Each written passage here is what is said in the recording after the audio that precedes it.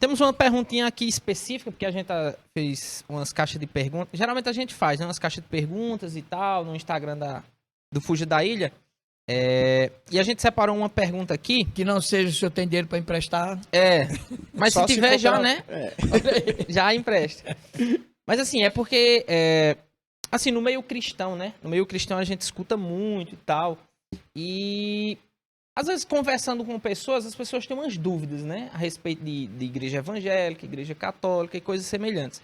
Mas a pergunta é bem específica a respeito disso. Uma das perguntas que eles nos fazem é... Você fala as pessoas fora do mundo evangélico. Isso, fora do mundo evangélico. Elas fazem a seguinte pergunta, eu já ouvi muito, né? Por que as igrejas evangélicas são muitas, né? Tem muitos nomes, são muitas placas, mas a igreja católica é só uma. Então, assim, basicamente é essa dúvida que eles têm, essas perguntas que eles não fazem. Resumindo, a igreja católica é só uma, mas por que as evangélicas são muitas, né? Eu acho interessante essa pergunta. A gente já se topou com isso, já respondi várias vezes às pessoas que questionam sobre isso. Né? A ideia é passar que a igreja católica é uma só e que nós somos divididos. Eles são mais unidos do que nós, do né? que os evangélicos. Mas é interessante. Eu costumo responder da seguinte forma. Primeiro, que a igreja católica não é uma só. Né? E a gente pode explicar por quê. Na verdade, a igreja católica, ela tem a igreja de São Benedito, Nossa Senhora do Rosário, Santo Expedito, a igreja Nossa Senhora das Graças, igreja do Socorro, igreja Menino Jesus de Praga. Estou falando das igrejas aqui da nossa região. Então a gente vê que, e essas igrejas, cada um tem seu sacerdote. E cada uma delas, elas têm uma tendência para seguir. Nós temos também, com o nome de católica, as igrejas católicas ortodoxas, que inclusive é bem diferente daí, mas são denominados como igreja católica, né? Ortodoxa.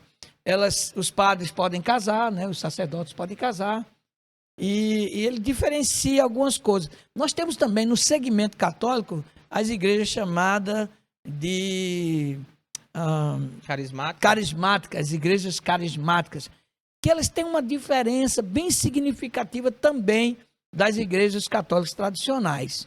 A gente vê que eles são mais mais fervorosos, eles louvam com mais intensidade, eles se movimentam mais. A gente vê eles saindo para evangelizar, né, com a preocupação de evangelização, ao contrário da igreja tradicional católica, que é mais da missa, né, mais do domingo.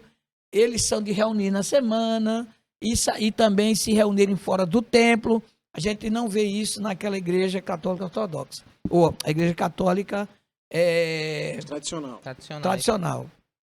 Então, na verdade, a igreja católica tem também suas ramificações. Elas são ligadas pelo nome católica, mas elas são também variadas. A igreja evangélica, né?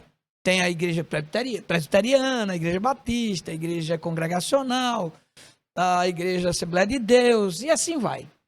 Nós temos também. Mas notem que elas também estão ligadas pelo nome evangélicas. Assim como a igreja católica é ligada pelo nome católica, as igrejas evangélicas, né, chamadas dos crentes, né, elas estão ligadas umas a todas, são chamadas também de igrejas evangélicas. Então, na verdade, nenhuma das duas assim é uma igreja só, como não poderia ser, não é? A multiforme graça de Deus, ela faz com que a gente atue em diversos segmentos dentro do evangelho, assim como a igreja católica também em diversos segmentos, buscando também o evangelho. Então, na verdade, não existe essa posição. Uma só. É só uma. Entendi. Tanto a igreja católica como a igreja evangélica. Ou seja, tanto a igreja evangélica e católica, todas elas se dividem, cada uma com as suas igrejas, com seus respectivos nomes, né? Nem o senhor falou aí agora. Show. Romário?